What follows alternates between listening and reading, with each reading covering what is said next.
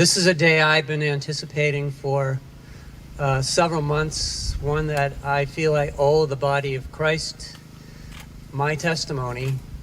And so I was so glad that Pastor Juan asked me to speak today.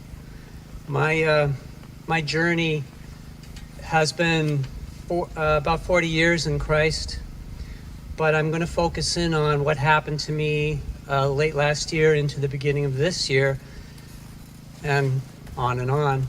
But I need to focus for the narrow time window we have.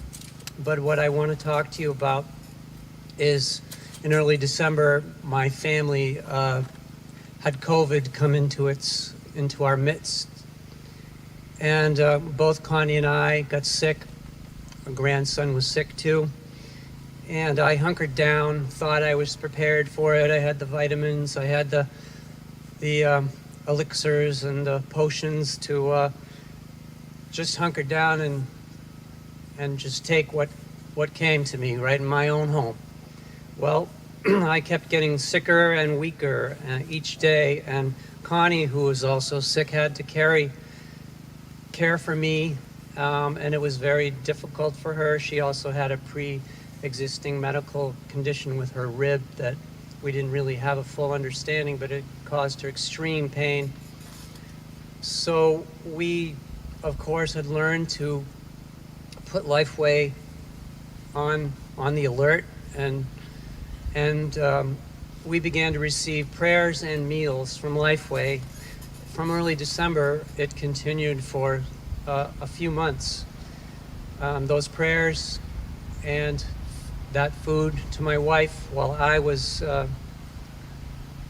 ill was something that we're eternally grateful for. So I was very stubborn. My family was concerned that I was getting so bad I should have gone to the hospital, but I didn't want to go to the hospital. Anyone ever hear that concept? Finally, my daughter and son-in-law, who were living with us at the time, are Christians, and they could not sleep for 3 nights in a row, convicted that they should do something about it. My son-in-law is 6'5", but he could have been 4'4", because when they came to me, I was ready to go and barely able to walk to the car. They took me in on Christmas Eve day. I left my wife, my home, and my family for two full months at that point on Christmas Eve. So the doctors treated me for bilateral pulmonary embolism with steroids. Basically, that saved my life. I was 2 days away from dying, they told Connie. I was treated for something called a cytokine storm. Many of you may not have heard about that, but that's COVID acting in the worst way it could, where it actually turns your own body on and your own immune system turns on the war going on in your lungs and starts to kill you.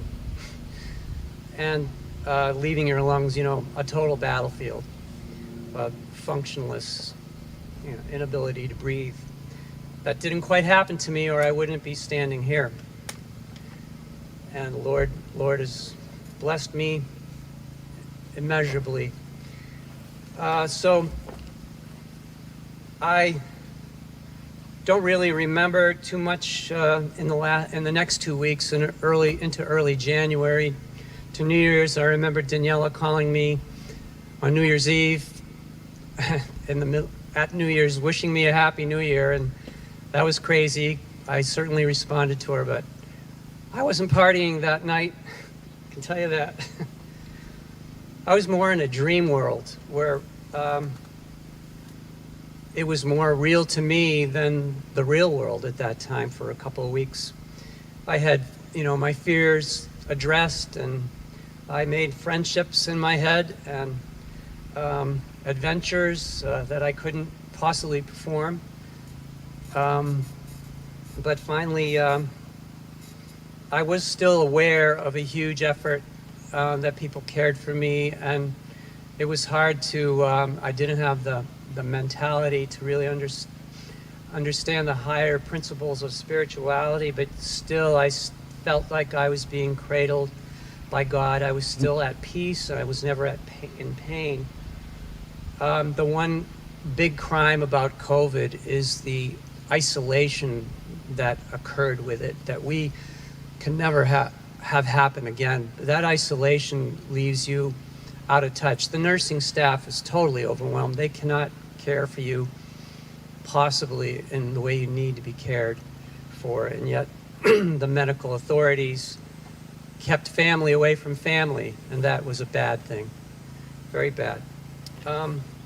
So I was starting to recover a little bit, and I aspirated food into my lungs on January 10th, and that sent me to a ventilator. Well, from everything I'd heard since, my wife was told that it was, I was in danger of losing my life. So I said, everyone told me that, you were on a ventilator with COVID and you're alive. That's amazing. And these are people who had seen 2 years of in the medical, front lines. So they told her that I'd be put on the ventilator for 2 weeks, and they would try removing it at 2 weeks and see what happens. But meanwhile, they daily removed the sedation, or at least lowered it in the morning, to see what response I had. So on the second day, I recall the memory only because the doctors told my wife, who told me, and I did bring back this memory. It was for me, laying in my bed, thumbs up. That's all I could do. Say, hey, look what he's doing. If he keeps doing that, we're going to take him off the ventilator. So right there, that was a miracle of God. And that was a witness to the healthcare people. You can believe that. So for the next week, I kept going back and forth from the regular floor to ICU. I was always being told I was doing way better than they expected.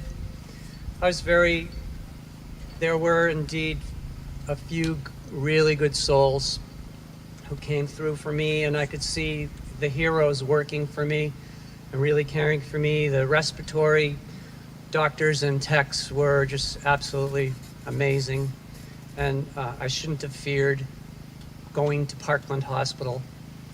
Dr. Fauci was not meeting me at the door with a vaccine behind his back. It didn't happen.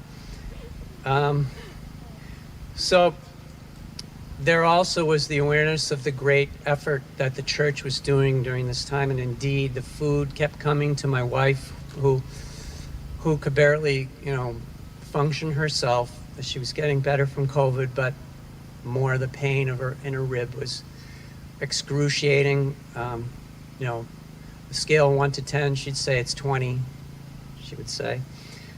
So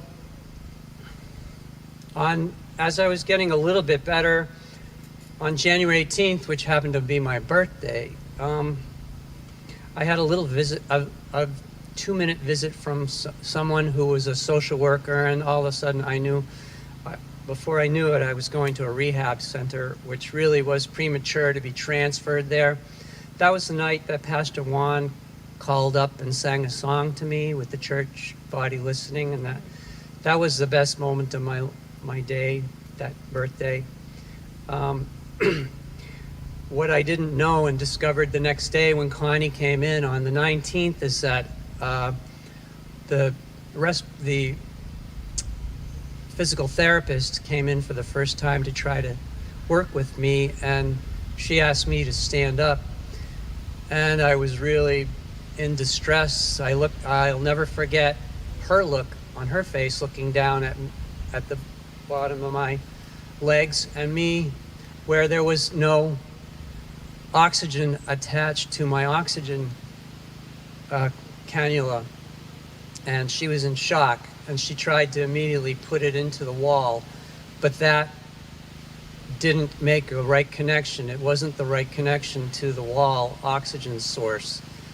So that began a little bit of an event for me. My heart started beating like crazy to make up for the oxygen it couldn't get because my lungs were really not ready. So in this distress, I was transferred to St. Joseph Hospital, and they did all sorts of things to me. They didn't know what to do with me at first. There were no records transferred with me. They had reached out to Parkland for some information, but it was in the middle of the night. They put me on tons of antibiotics. Mistake. They removed them from me when one particular doctor finally decided to read a chart that they had obtained.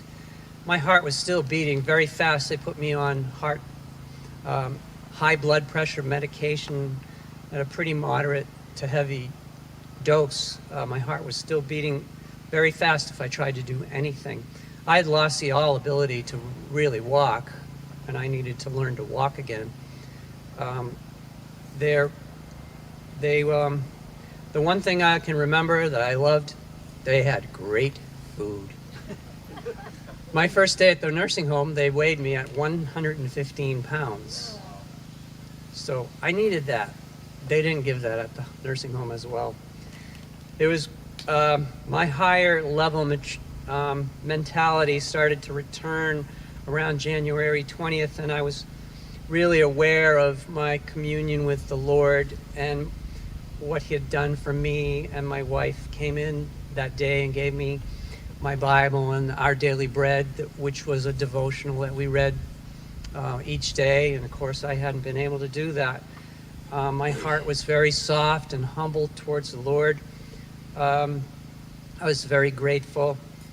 There was a chaplain that walked in, and she always stayed slightly behind me, but I just had a catharsis of gratitude and sadness about the world and its state of affairs, thankfulness, and I was in tears that night. My heart was just so soft for him and so grateful.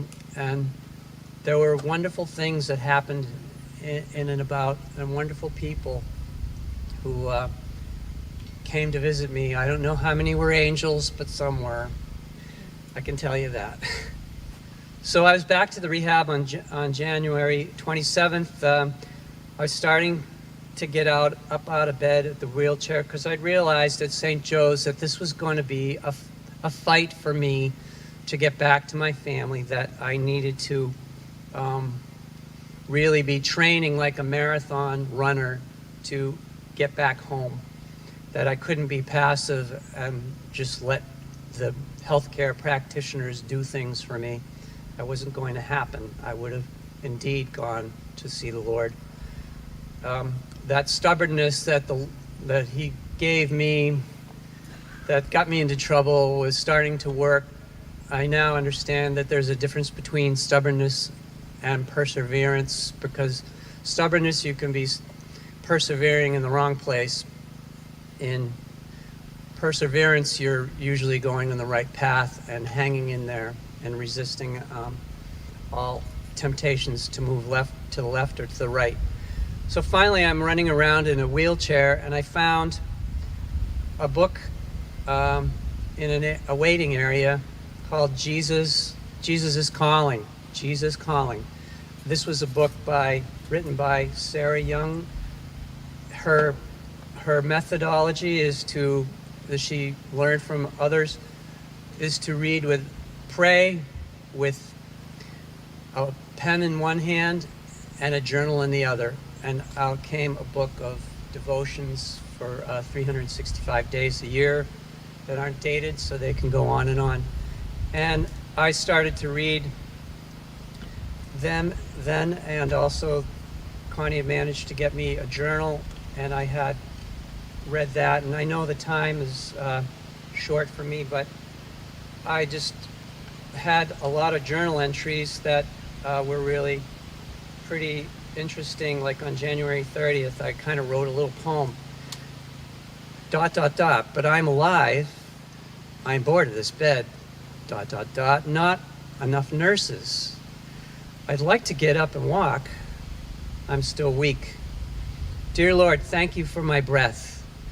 that can speak and be grateful that, ...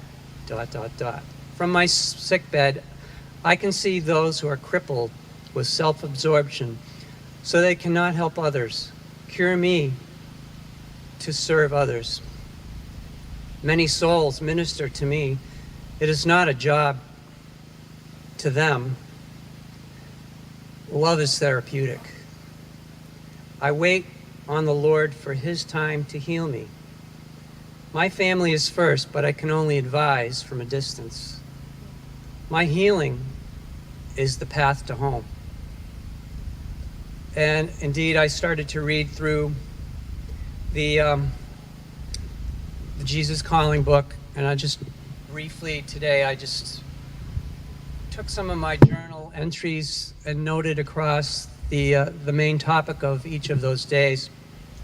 The day I first walked with a Christian physical therapist who just didn't beat around the bush, just took me up and started and threw away my walker in about 5 seconds, told me, you can walk. And he took me about 200 feet around the block. I hadn't taken, more than 2 steps from that time. And here was the entry for February 1st. Follow me 1 step at a time. That is all I require you. In fact, that is the only way to move through this space and time world. You see huge mountains looming and you start wondering how you're going to scale those heights. Meanwhile, because you're not looking where you're going, you stumble on the easy path where I'm leading you now. And it goes on and on, totally customized to my situation. That's how the Lord works. February 2nd, Connie was very upset and in extreme pain.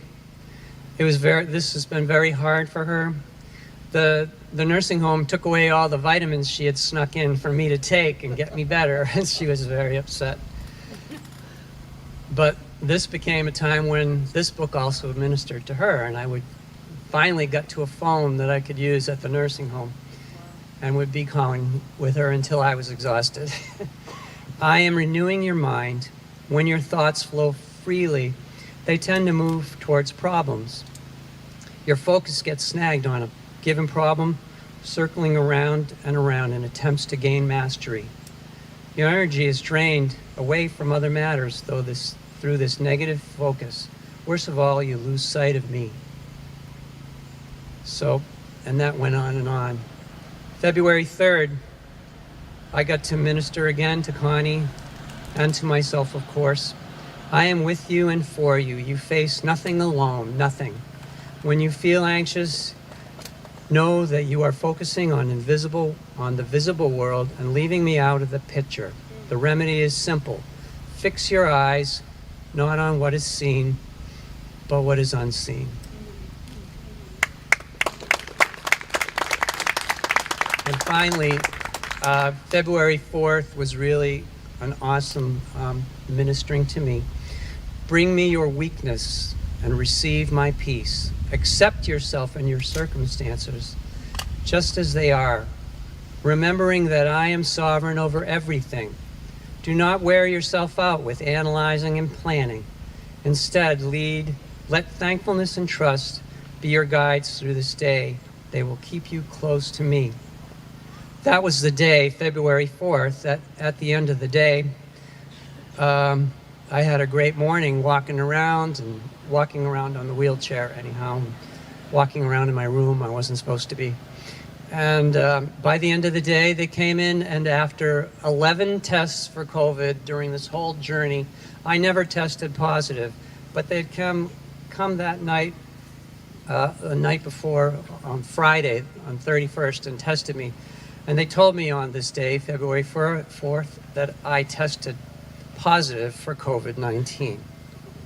I never had much symptoms at all. I was trying to make up that I might or might not have had the symptoms. I just didn't, which is another story. And but the Lord taught me and my wife, hopefully, that we should just not try to analyze our way out of this, but that to accept where we were. And so that next 10 days prepared me for going home. I was able, now that they shut the door on me, I was able to run around in the wheelchair and get up from there and go into the walker. And the PT came into the room because they were forced to do PT in the room for 2 years since the COVID crisis hit the nursing home. So that led me to being able to come home on February 14th, though, 10 days later. Valentine's Day, I was prepared to have a Valentine's, and Connie and myself, but she was in such extreme pain. I was so exhausted. It really led me to be prepared for this marathon to continue to help Connie get healed from a very strange slipping rib syndrome, and many visits to the hospital. I was driving her to the hospital 2 days after I was out. I could barely walk. And that leads to another story that I don't have time for, and perhaps is her witness and her testimony for the future. So this is what the Lord's done for me, and I continue to walk with him. I am just like Jacob, struggling with God, but the Lord never leaves me. He could walk away from me in my stubbornness and pride, but he doesn't. He still struggles with me. That is why Jacob was named Israel, struggles with God. Thank you. Amen.